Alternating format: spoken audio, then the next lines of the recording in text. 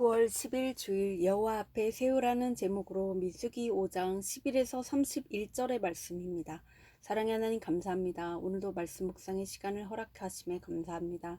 이 시간을 통하여서 하나님의 말씀이 들리고 복음이 들기 원합니다. 말씀대로 믿고 살고 누린 인생이 되게 하시고 이 시간도 우리와 함께 하시옵소서. 감사드렸고 예수님의 거룩하신 이름으로 기도드립니다. 아멘. 본문의 말씀입니다.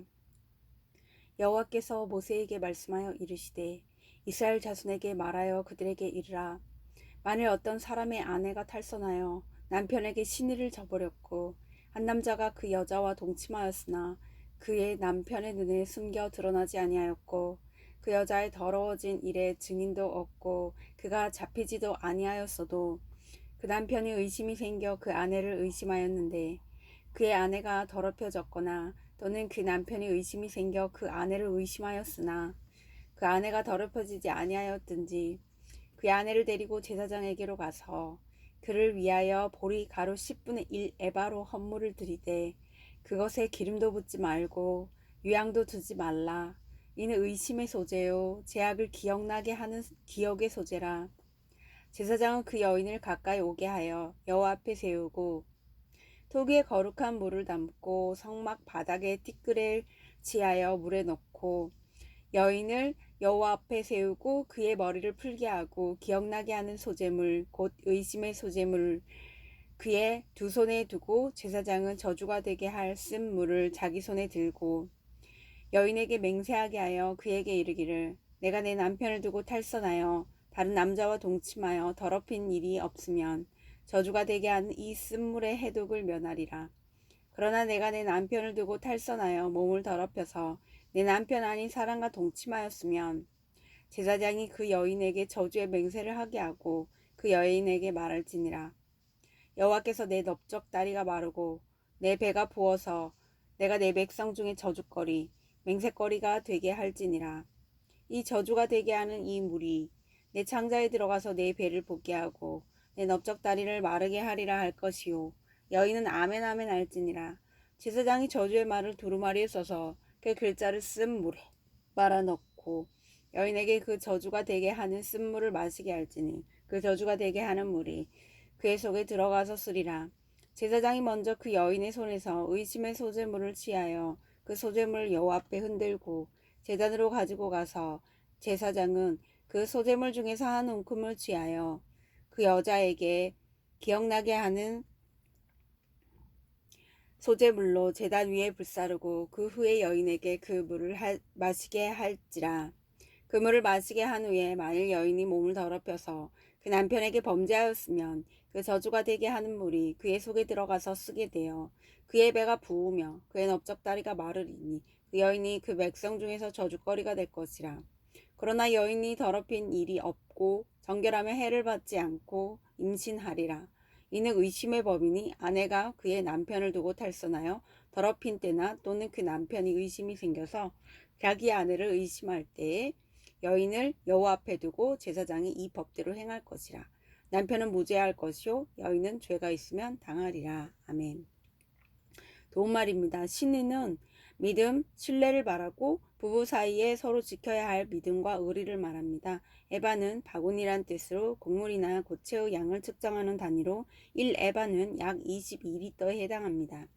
본문 요약입니다. 남편이 아내의 신의를 의심하게 되면 아내를 제사장에게 데리고 가서 여호와 앞에 세워야 합니다. 이때 제사장은 저주가 되게 하는 쓴물을 그 여인에게 마시게 합니다.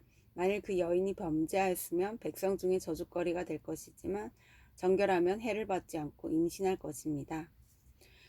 오늘의 중보기도입니다. 목회자들이 교회와 영혼을 돌볼 때 생기는 모든 문제를 여호와 앞에 맡길 수 있는 믿음을 주옵소서. 아멘. 본문의 설입니다. 첫 번째, 의심과 기억의 소재 11에서 16절의 내용입니다. 하나님은 남편이 아내가 성적으로 탈선했다고 의심될 때 아내를 데리고 제사장에게 가라고 명령하십니다. 이는 불륜 여부를 서로 따지다가 결혼 관계를 깨뜨리지 않도록 보호하기 위함입니다. 의심한 남편이 드리는 소재는 의심의 소재요 기억의 소재입니다. 이는 자신의 의심도 배우자의 죄악도 모두 하나님께 온전히 맡기라는 뜻입니다. 부부 사이의 사랑과 신뢰는 성품이나 의지로 지킬 수 없습니다. 내 약함과 악함을 인정하고 주께 맡겨야 가정이 지켜집니다. 적용 질문입니다. 요즘 내가 의심하는 일은 무엇입니까? 상대를 의심하며 비난하기 전에 기억해야 할 내 죄악은 무엇입니까? 두 번째, 저주가 되게 하는 쓴물 17에서 26절의 내용입니다. 의심으로 위기에 빠진 부부가 여호와 앞에 나오면 제사장은 하나님이 정해주신 절차대로 여인에게 맹세하게 합니다. 이어서 정해진 방법대로 만든 물을 그 여인이 마시게 합니다. 이 물은 저주가 되게 하는 물로서 거룩한 물에 성막 바닥에 티끌을 넣고 저주의 말이 쓰인 두루마리를 빨아서 만듭니다. 티끌 같은 존재인 나 자신이 거룩하신 하나님 앞에 서서 주신 말씀대로 아멘 하겠다는 마음으로 회개할 때 어떤 억울함도 말씀으로 해석되어 자유를 얻습니다. 적용 질문입니다. 내가 티끌 같은 죄인임을 얼마나 인정합니까?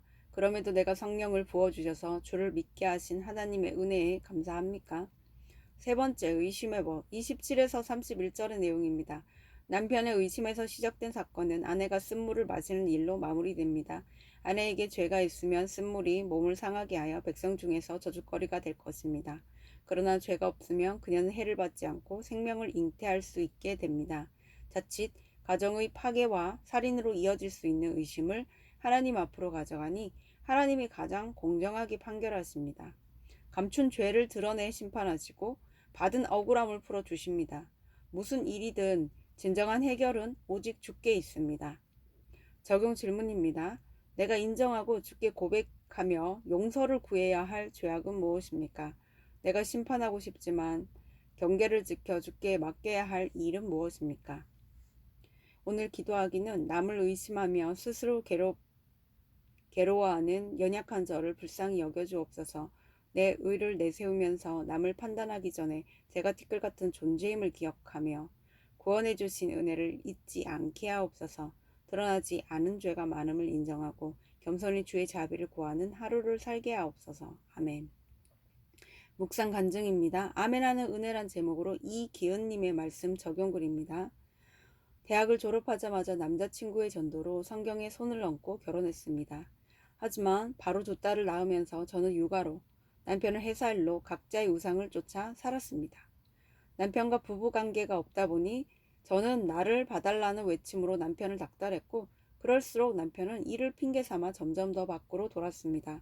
그러던 중 저는 우연히 남편의 노트북에서 남편이 다른 여자와 바람 피우는 증거를 발견한 후 세상이 무너지는 것 같은 공포와 수치심에 먹지도 자지도 못하게 되었습니다. 그러다 저는 교회 소그룹 리더분을 찾았습니다.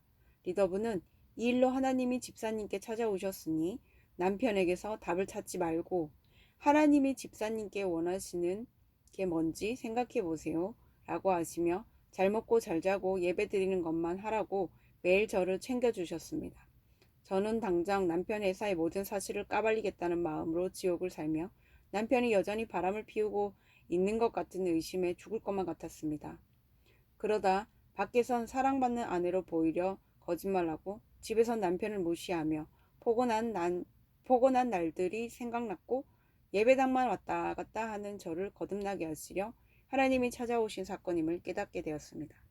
이후 저는 공동체의 겉면에 따라 남편에게 입을 다물고 살림을 열심히 했지만 밤에는 혼자 울면서 예배만 기다렸습니다. 2달 후 하나님은 회사 실적이 제로가 되는 사건으로 남편에게 찾아오셨습니다. 그리고 남편은 변한 아내가 무섭다며 부부 소그룹 모임에서 먼저 자기 죄를 고백하고 제게 용서를 구했습니다. 이후에도 저희 부부는 수없이 싸웠지만 그때마다 공동체에서 나누고 지체들의 위로와 권면을 들으며 부부가 관계가 회복되었습니다. 욕심과 자존심 위에 서 있던 저희 부부를 여호와 앞에 서게 하신 주님이 전적으로 오르십니다. 아멘 아멘. 이분에 적용하기는 남편이 출장 갔을 때 의심이 생기면 바로 전화하지 않고 공동체에 먼저 나누겠습니다. 부부 관계 문제로 자존심이 상할 때 TV로 스트레스를 풀기보다 신앙서적을 읽겠습니다. 입니다.